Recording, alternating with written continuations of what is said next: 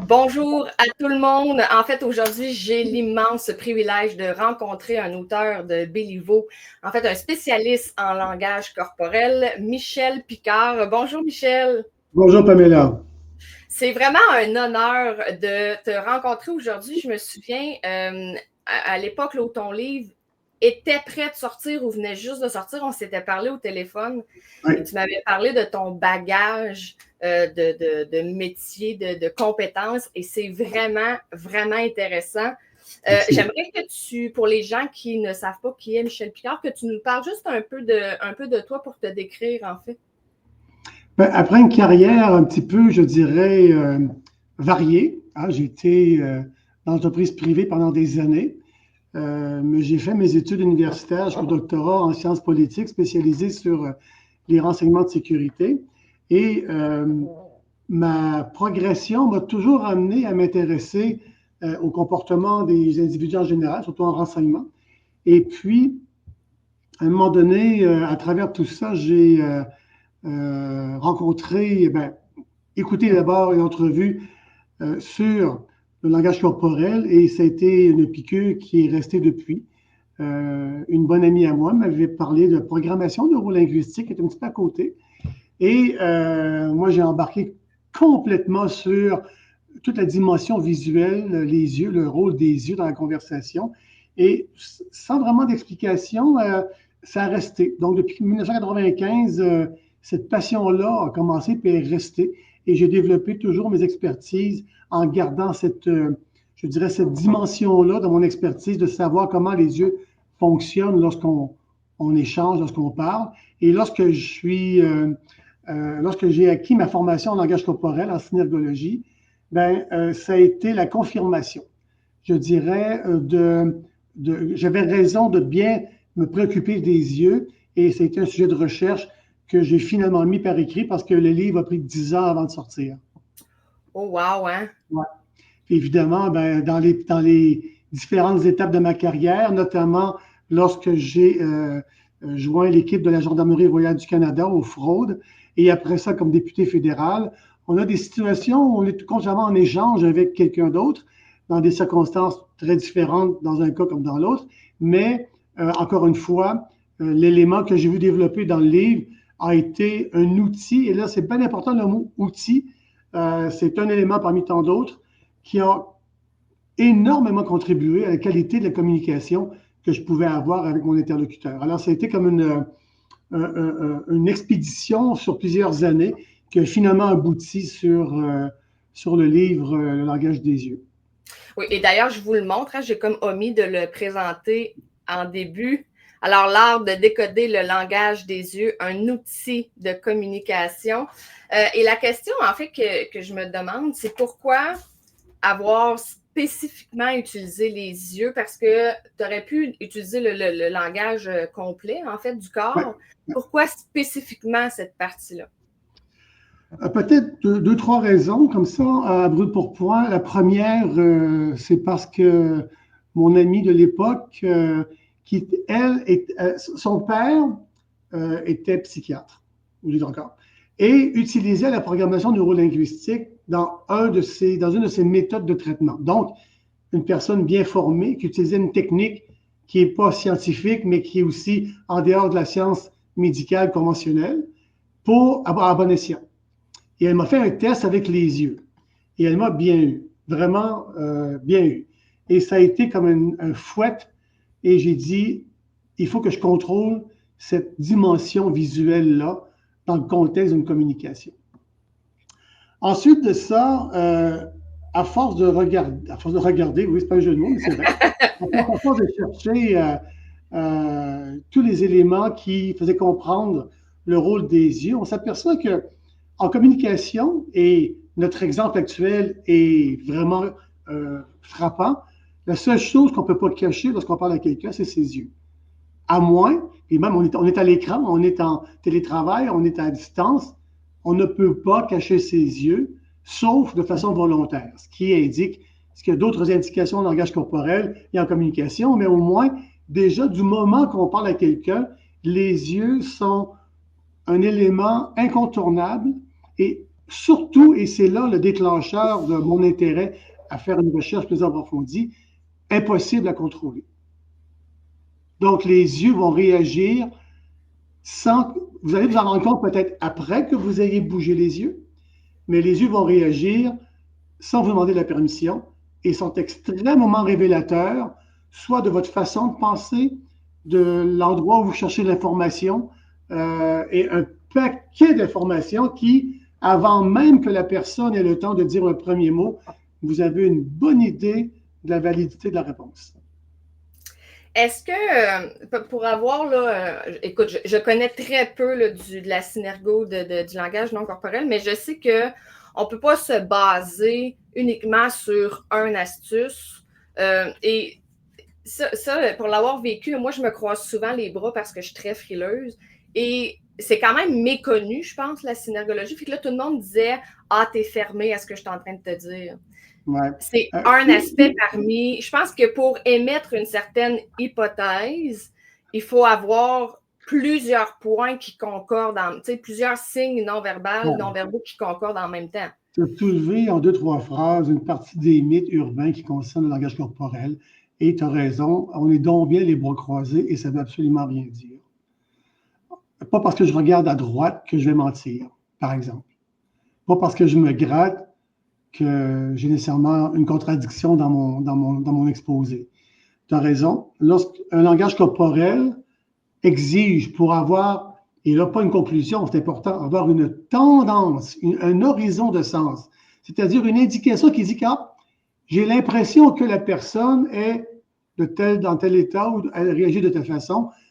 Habituellement, en langage corporel, il faut analyser une quinzaine d'indicateurs corporels pour avoir une idée.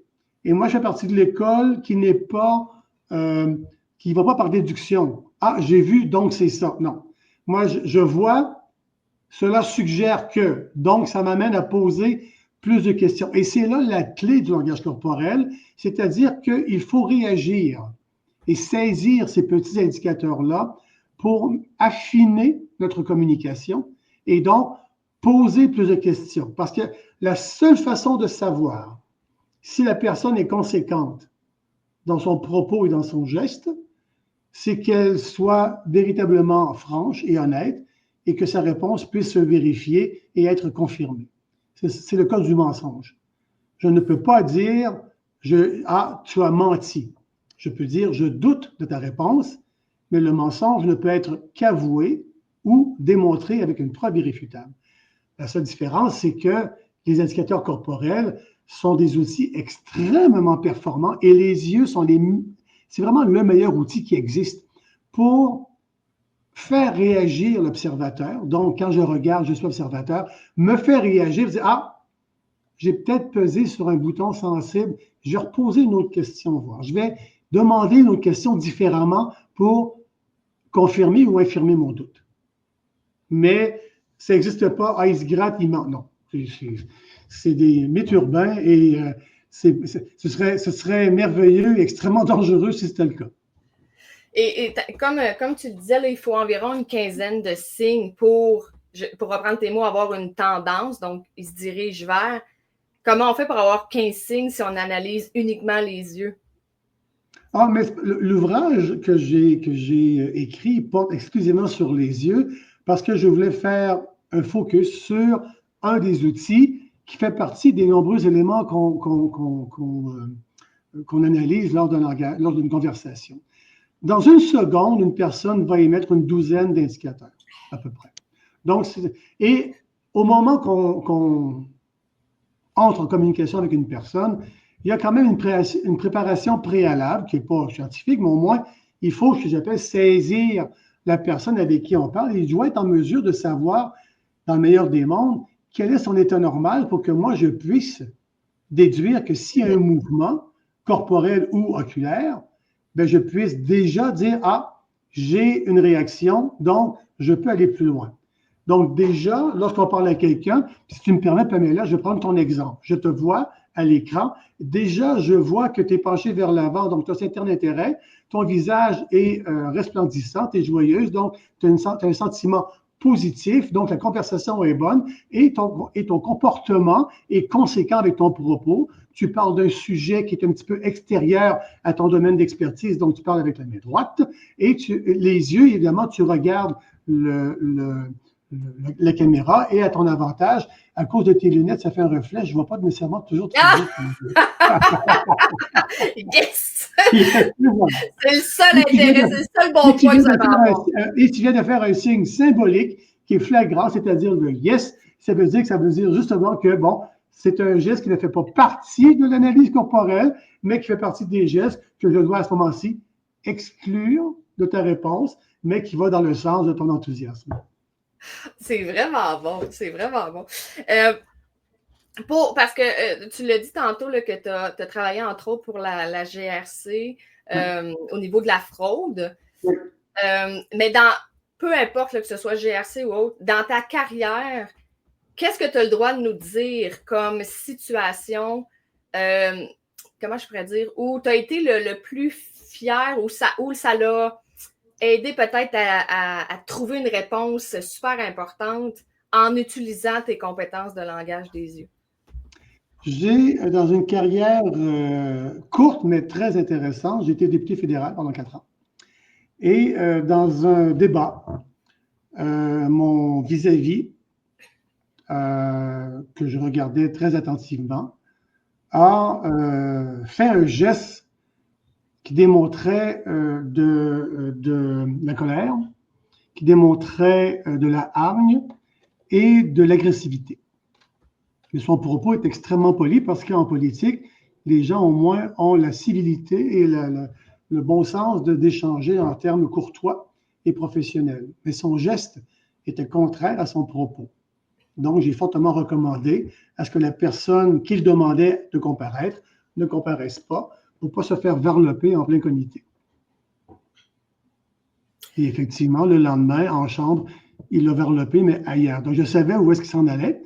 Mais tout ça pour dire que c'est quelquefois dans des situations extrêmes où ce genre de situation-là peut subvenir. A contrario, une situation extrêmement loufoque. On est avec un couple d'amis dont les deux garçons sont à 16-17 ans à peu près, sont à table avec nous et le souper se passe de façon très conviviale, tout le monde s'amuse, tout le monde rit et évidemment arrive la question classique qu'on fait à nos jeunes adolescents, est-ce que tu t'es trouvé une blonde? Et le jeune a tout de suite regardé à sa gauche en haut et est revenu à la conversation dans à peu près une demi-seconde. Alors moi je lui ai dit, je ne veux pas savoir si tu as une blonde, je veux juste connaître son prénom. Parce que lui, il l'avait identifié avec ses yeux, il l'avait vu, il savait que c'était qui, et il avait identifié une personne qu'il connaissait, étant justement la compagne à qui on faisait référence, et il est parti à rire, obligé de dire son prénom. Voilà. Ah, c'est donc, c'est des petits enfants qui se font autant dans la vie de tous les jours que dans des moments plus cruciaux à l'emploi, au travail, dans une négociation quelconque. Est-ce que à tes débuts, après la formation en synergologie, tu avais tendance à te pratiquer sur tes proches, mais que ça créait une certaine crainte parce que vivre avec quelqu'un qui est expert en non-verbal, il y a quand même certains secrets ou certaines choses qu'on n'est pas nécessairement prête à dire tout de suite et on doit se sentir observé. La crainte, c'est pour moi qui est là, c'est ceux qui me parlent. On s'entend? Oui, c'est ça. La journée qu'ils apprennent que je suis analyste en langage corporel, ils arrêtent de parler, ce qui n'a aucun impact parce que le langage verbal ne contribue que 7% dans la conversation. Donc, tout le reste, 93%, parle quand même. Et juste le geste est 55%. Donc, moins tu parles, plus tu parles. C'est contradictoire, mais c'est très aussi éloquent en langage corporel. Non, le radar que moi j'appelle, le radar, c'est qu'en formation, on se pratique constamment. On fait exprès de se pratiquer parce que c'est le but de la formation et on vérifie un certain nombre d'hypothèses. Une fois qu'on a acquis notre titre, entre guillemets, un titre, oui, notre diplôme, notre formation, on le fait volontairement Et bien souvent, je le fais avec ma conjointe, on va au restaurant, puis je regarde un tel, et on s'amuse à regarder les gens se parler sans écouter ce qu'ils disent, sans entendre ce qu'ils disent, mais en percevant l'ambiance qui règne dans la conversation. Et c'est assez évident. Quand ça ne va pas bien, ça paraît. Quand ça va bien, ça paraît. Et en fait, le but, c'est qu'à force de pratiquer, le but pour l'analyste est d'en faire une seconde nature. Mon radar, quand les gens me disent « Est-ce que tu m'analyses ?» ma réponse, c'est non. En réalité, oui. Parce qu'à un moment donné, le radar est toujours là et ça devient une seconde nature et la personne me parle et instinctivement, on est appelé à remarquer les changements dans le comportement, les changements dans le geste. On est appelé à noter immédiatement toute incongruité ou incohérence entre le propos et le geste qui fait en sorte qu'on est appelé à, si c'est le but de la conversation, à mieux communiquer et à parler autrement. Sinon, on le remarque, mais il n'y a pas de conséquences. Quand je parle à quelqu'un, à un moment donné, je saute pas au plafond, on dit « Ah, tu t'es gratté le front ». Ça ne marche pas comme ça. Mais si c'est une question aussi d'objectif de conversation. Je parle, on est entre amis, on parle de choses et d'autres, de sujets anodins. Évidemment, il va m'arriver de noter certains détails. Je les garde pour moi. Il n'y a pas d'intérêt à faire le point en conversation. C'est toujours une question d'objectif de la conversation et ce à quoi je veux arriver. Et en fin de la conversation, est-ce que j'ai atteint mon objectif? Si je n'ai pas de but, je n'ai pas de point à marquer, à souligner quelque chose. Mais quand on se parle entre quatre yeux, et c'est le cas de le dire, ça prend toute son importance. Ouais. Oui, parce que le but de cette compétence-là, c'est pas de créer des malaises dans l'entourage, je parle. C'est pas de confronter sans cesse qu'est-ce que l'autre nous envoie, là, parce que les gens, puis j'imagine que plus on essaie de ne pas avoir d'essayer de ne pas bouger, de ne pas laisser de signes, plus on en laisse. Là, c'est le contraire. C'est ça. Ben, non, en fait, moi, j'aurais tendance à dire que dans la grande majorité des cas, puis mon pourcentage n'a rien de scientifique, je dirais 90% des cas, la conversation, elle est authentique et les gestes sont cohérents avec le propos. Et le but, c'est pas de trouver la faille, c'est pas de trouver le mensonge, ça marche pas comme ça. Le but du langage corporel est de s'assurer que nous ayons une communication la plus authentique, la plus sincère, la plus honnête, et que plus c'est authentique, plus l'échange fournit aux deux parties une situation gagnant-gagnant. Si tu me permets, je vais reprendre encore ton exemple pour te montrer jusqu'à quel point ça coule bien. Parce que dans ta question, puis tu vas pouvoir repasser la vidéo après, tu posais une question, alors tu te dis comment je vais poser la question en te grattant la tête. Et après ça, je vais poser mes mots en frottant mon menton, mais je vais rejoindre la personne en tensant mon propos de côté et en amenant mes cheveux. Tes cheveux sont vers l'avant. Donc, c'est une façon de créer un lien. Donc, notre échange entre nous est très ouvert, très facile, et je n'ai aucune gêne à échanger ouvertement et à te donner ce que tu vas avoir comme réponse parce que la conversation est franche. Et c'est le but du langage corporel, c'est de se rendre à l'aise. Parce que combien de fois les gens parlent dans une situation et ils se retournent et disent « Je ne sais pas, mais sa face ne me revient pas. Il y a quoi qui me dérange? » Parce que tout le monde sans exception, fait de l'analyse du langage corporel. Nous, ce qu'on fait, les analystes, on fait juste le rationaliser, on le codifie, on fait des tests pour garantir la tendance, mais tout le monde le fait et, je dirais, pratiquement tout le monde a raison dans son intuition. C'est une question.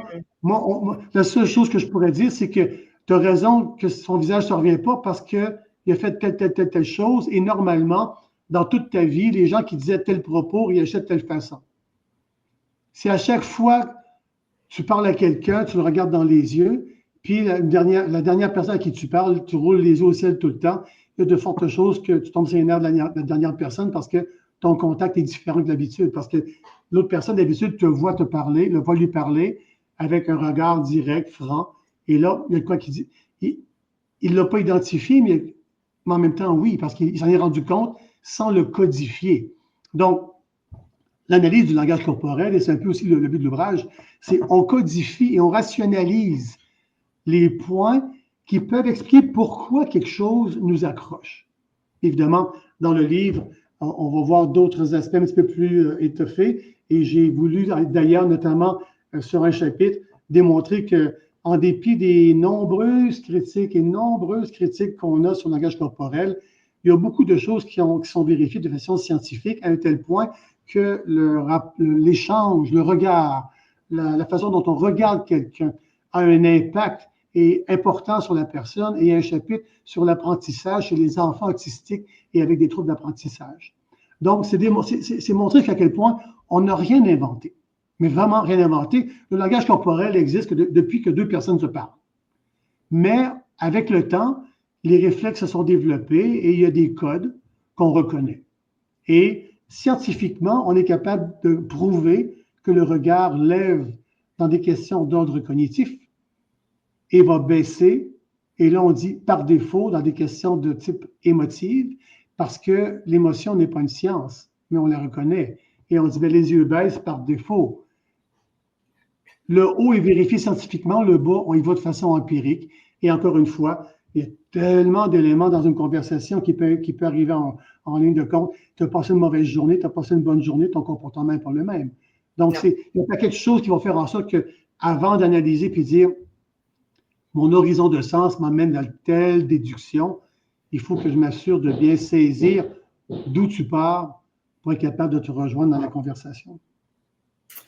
Et je trouve ça drôle parce que là, j'essaie de passer à tout ce que je fais en même temps, mais il faut avoir une certaine capacité pour faire ce domaine-là, dans le sens où, personnellement, je ne pense pas que je serais capable d'écouter ce que quelqu'un dit en captant tout son non-verbal puis en analysant en même temps.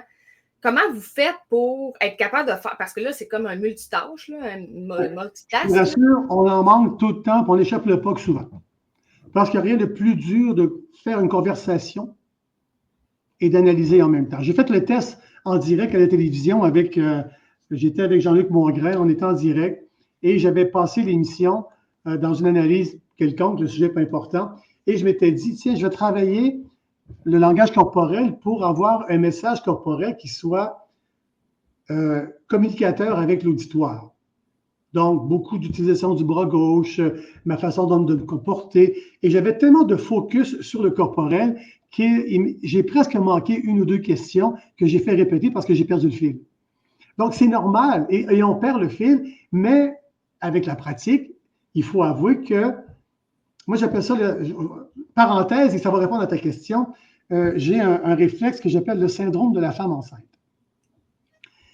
Tu te promènes sur la rue et tu ne fais pas attention à quiconque, et la minute que tu aperçois une femme enceinte, tu vas toutes les voir après ça.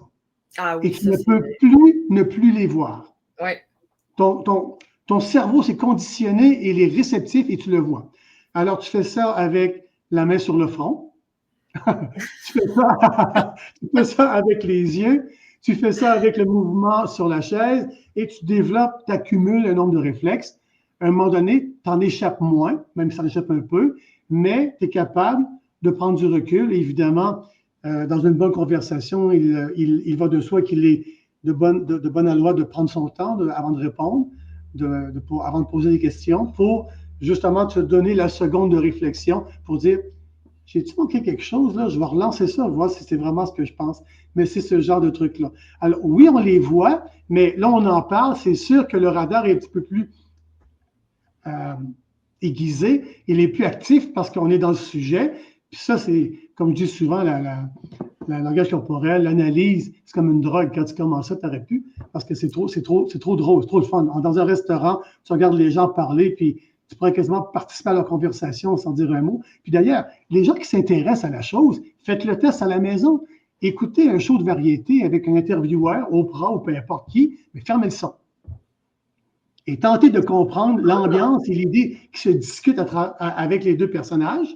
Et après ça, montez le son, voir si vous êtes dans le même game, si on veut, dans la même partie, dans la même ambiance. Et vous allez voir que finalement, c'est pas si pire que ça. Donc, oui, le radar est là. Oui, on en échappe. Oui, c'est difficile. La meilleure analyse se fait par une tierce personne.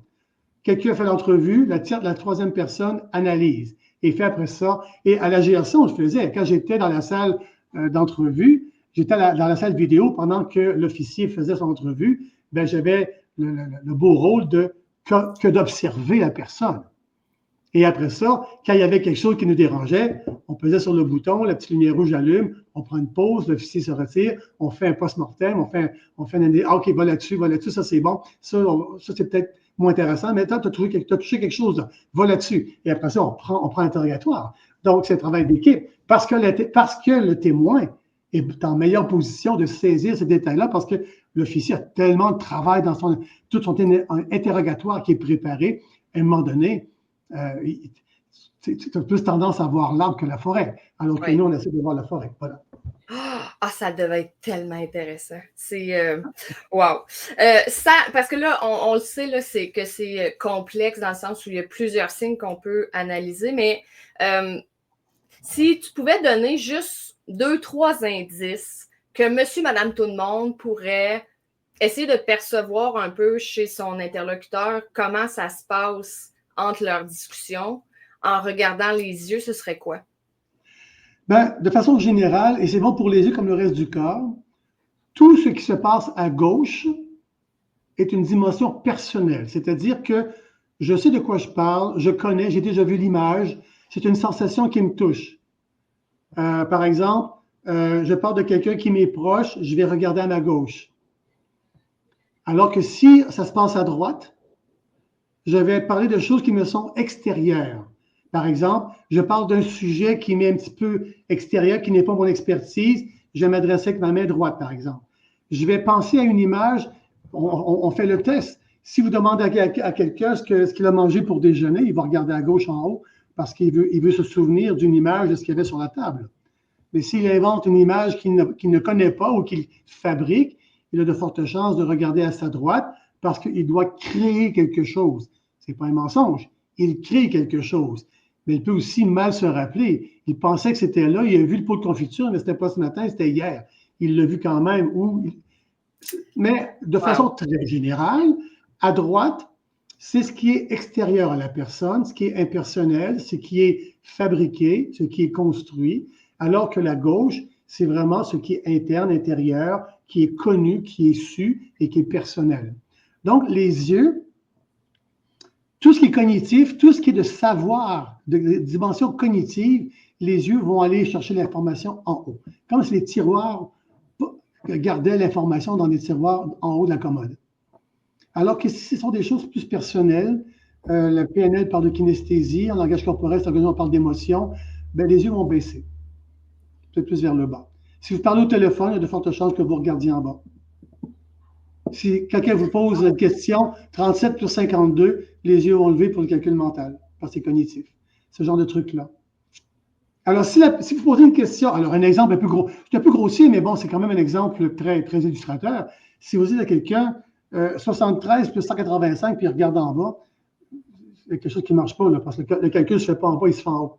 Donc, il faut attendre de voir qu'est-ce qu'il va me répondre et comment est-ce qu'il va me répondre. Et peut-être qu'il regarde en bas parce qu'il va dire la personne me juge parce qu'il pense que je ne sais pas calculer. Oui. Donc, son raisonnement est émotif, mais la question est cognitive. Donc, c'est pas blanc et noir, c'est pas plein comme l'eau de roche, mais il y a des grandes tendances, la gauche vers la droite, le cognitif qui est scientifique par rapport au bas. Mais je dirais aussi, attention de ne pas vous méprendre sur la fuite du regard. Quand quelqu'un fuit du regard, il va fuir le regard, par exemple, à gauche pour aller chercher une information, mais il peut fuir le regard pour éviter un regard trop envahissant, quelqu'un qui vous gêne. Ou par exemple, vous voulez laisser la parole à quelqu'un, vous le regardez, vous ne fouillez pas du regard, vous regardez quelqu'un d'autre. Donc, le problème avec le langage corporel, c'est qu'aussitôt qu'on apprend un détail, on vient s'apercevoir qu'il y a 5 autres explications qui pourraient nous mettre dans le trouble si on jugeait trop vite. Oui. Donc, c'est la mise en contexte qui est important, mais je pense que déjà, la gauche et la droite est assez répandue. Ce serait bien que les gens se familiarisent avec les émotions du visage. Il y a 7 émotions internationalement reconnues. puis je vais les dire, puis je vais m'en manquer une, c'est sûr, mais la joie, la peur, qui sont les deux émotions de base. En fait, la peur est l'émotion la plus importante de base. Parce que les gens ont peur en premier, puis après, ça réagissent. Ils ont peur, ils vont être tristes, après ça, ils vont être en colère, ils vont avoir du mépris, il va avoir du dépit, puis la joie, puis il m'en manque un autre, je sais. Puis, le pire, c'est qu'il ne manque jamais le même. La timidité? Non, la timidité n'est pas une émotion. C'est dans votre livre, ça? Oui, quelque part, le livre, j'aurais dit, je me fais avoir à chaque fois, mais enfin. Tout ça pour dire que ces émotions-là sont internationales. Les gens sourient de la même manière. Pas la même chose fait sourire les gens, mais les gens sourient de la même manière. La commissure des lèvres montre et les yeux vont ouvrir et le tonus est plus musculaire et plus positif, alors que la tristesse, les gens, le tonus est plus bas. Ce sont des émotions et normalement, dans une approche cohérente, les yeux vont suivre. Mais les yeux, c'est ce qui est, comment je peux dire, qui est passionnant et envoûtant et aussi extrêmement exigeant dans l'analyse, c'est que les yeux peuvent dire à l'autre personne, voilà où j'ai pris mon information.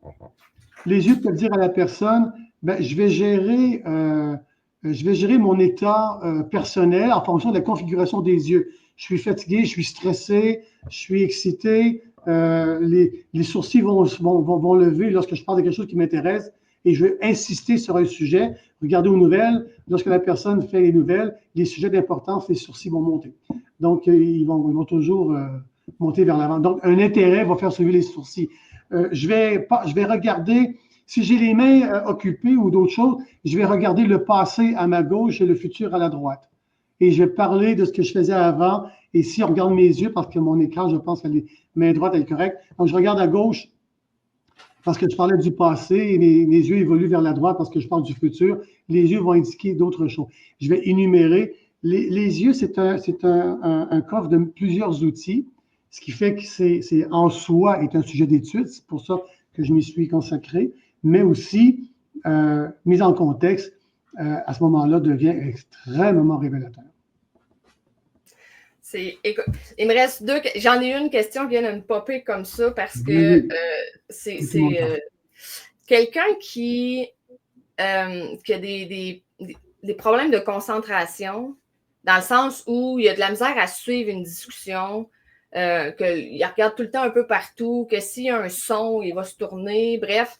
Est-ce que les signes, l'analyse, est-ce qu'elle est la même ou elle doit être plus complexe parce que la personne, c'est pas nécessairement qu'elle veut fuir ou, tu sais, c'est qu'aussitôt qu'il y a des sons ou qu'il y a des choses qui la dérangent, elle se tourne, elle est trop curieuse.